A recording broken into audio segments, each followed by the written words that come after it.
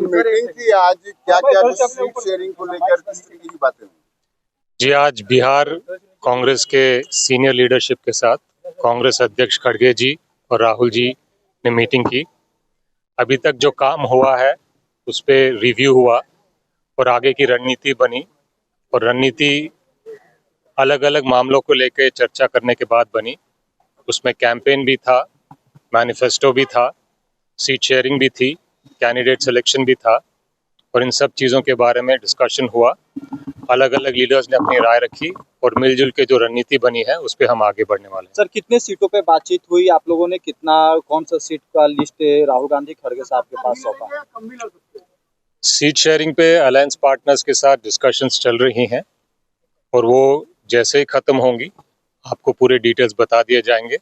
अभी के लिए मैं इतना ही कह सकता हूँ कि पॉजिटिव चल रही हैं, अच्छा प्रोग्रेस हो रहा है, और हमें लगता है कि समय रहते रहते हम एक अच्छी अंडरस्टैंडिंग गठबंधन के तमाम पार्टनर्स के साथ बना लेंगे। सर, ये जो कहा गया था कि 15 सितंबर के आसपास सीट शेयरिंग का अनाउंसमेंट आप लोग करेंगे, आपके गठबंधन के एक सहयोगी ने बोला, मुकेश सहनी ने, तो क्या ये डेडलाइन है कि 15 सितंबर तक सीट शेयरिंग का ऐलान हो जाएगा? प्रयास ये हो रहा है कि जितना जल्दी हो पाए हम ज़्यादा से ज़्यादा क्लैरिटी लेके आए। इन चीज़ों में डेडलाइन रखना शायद हमेशा संभव नहीं रहता है, तो प्रयास तो ज़रूर है कि जल्दी से जल्दी हो जाए, बाकी देखते हैं। कृष्णा जी, सीट शेयरिंग के अलावा बिहार कांग्रेस की कमेटियां अभी तक पेंडिंग है। अध्यक्ष बदल गए लेकिन अभी तक कमेटी नहीं आई है। आपके जो चुनावी कमेटियां होती हैं वो सब भी नहीं बना है, तो ये इसमें डिले क्यों हो रहा है? सीट शेयरिंग तो समझ में आता है कि अलग अलग पार्टियां हैं, पार्टी की अपनी कमेटियां क्यों नहीं बन पा रही, इसमें डिले क्यों हो रहा है? पार्टी में अलग अलग कमिटीज़ हैं, और उसमें से कुछ कमेटी आपको 1-2 दिन में अनाउंस होंगी, और बाकी कमिटीज़ जब भी हम तैयार होंगे वो अनाउंस हो जाएंगे।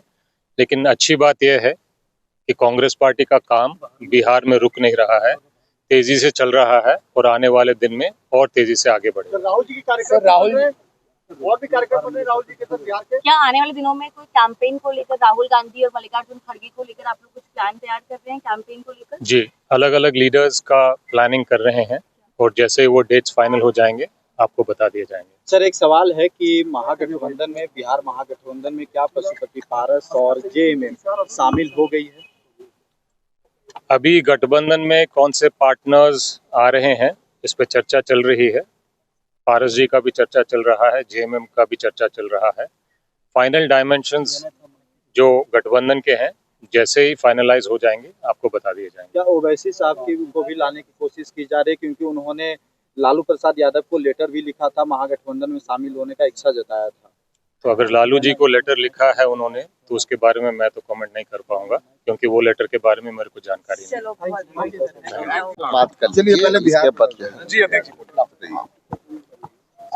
आप अलग से क्या जानना चाहते हैं मुझे नहीं पता, लेकिन प्रभारी महोदय जी ने जो बातें कही वो जो है इसको आगे बढ़ाते हुए इतना ही कहूँगा कि हम जो है यहाँ अपने नेता का नेतृत्व के निर्देशन के लिए भी आए थे, और यहाँ इंडिया गठबंधन में और गठबंधन में हमारी पार्टी और तमाम हमारे पार्टनर्स के जो है एजेंडे पर हम और विस्तार से जो बढ़े हैं उसका प्रोग्रेस रिपोर्ट पर भी हम लोगों ने अपना फीडबैक दिया, प्रभारी महोदय ने, सीएलपी ने, मैंने, और उसके बाद हमारे बिहार के जितने भी सीनियर लीडर्स थे, जिसमें सांसद और राज्यसभा सांसद, सभी से विमर्श हुआ, और उसमें जो कंक्रीट निकला है उस पर हम लोग को और आगे इंडिया गठबंधन के मजबूती के लिए और आगे से हम लोग जो है उस पर काम। सर, खबरें आ रही है कि आरजेडी आप लोगों को 55 सीट से ज्यादा नहीं दे रही है इस बार महागठबंधन में चुनाव लड़ने को लेकर। बैठ तो रहे हैं हम लोग, लेकिन आपकी खबर कोई कहीं से आ रही है तो उस पर मैं क्या ही बोल सकता हूँ। चलिए, थैंक यू।